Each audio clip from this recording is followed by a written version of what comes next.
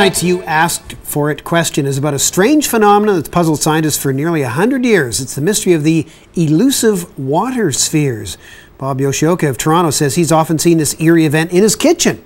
And he wrote, "When you pour water into water, you sometimes see small spheres that roll across the surface momentarily and then suddenly disappear. What is actually happening?" What is happening? We'll go down to the basement, the very bowels of the University of Toronto, where Robin Marchbanks is waiting in his lab with the answer.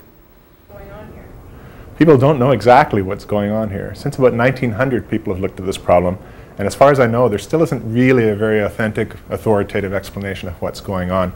But it's pretty clear that there's a couple of things that are important to this happening. And one of them is surface tension. Basically, in any molecule like water, it turns out to be more expensive energetically for a molecule to be on the surface than to be in the inside of something like a water droplet or a soap bubble. That means that the more surface area you have, the more energetically expensive that item is. And since in science things always try and reach the minimum energy, it means that a droplet will try and form into the smallest, tightest ball with the smallest surface area, and that's a sphere. So that's the reason why raindrops make a sphere and why the water droplets that skitter along the surface of things are also spheres. But why don't they sink into the water? That's a different question. It seems to be clear, it's not completely resolved, that a large part of the issue there is that the water droplets end up charged on the outside. They acquire a small negative charge on the outside of the water droplet. And that's also true of the surface of the water. So a water droplet sitting on the surface of the water is two negative charges facing one another, and they repel. So the water droplet is held up because it has surface tension. It's held together, and it's held up by the fact that there are these opposing charges on the two of them. And this is something, in fact, I can show in a very simple demonstration that you could do at home as well. What I've got set up here is a pizza pie plate, and I've filled it almost to the brim with water. In fact, it would brim over except for, again, surface tension that makes it just with a positive meniscus. It sits there actually a little bit above the surface.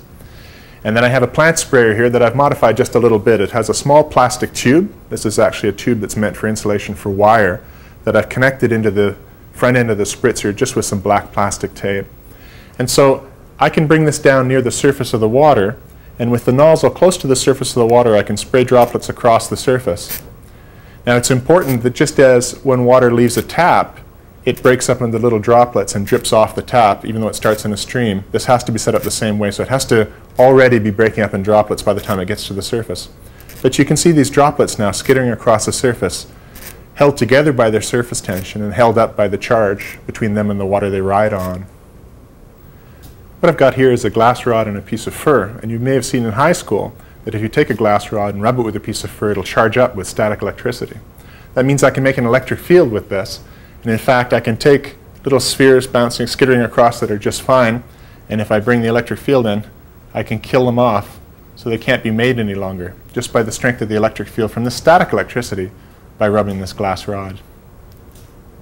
So surface tension and electric charge are part of the issues, but there's no very good, very complete explanation. Maybe that's something one of you out there would like to try and solve. Look what happens when you ask a simple question. We are dedicated to answering them. Any question, here's how you get in touch with us.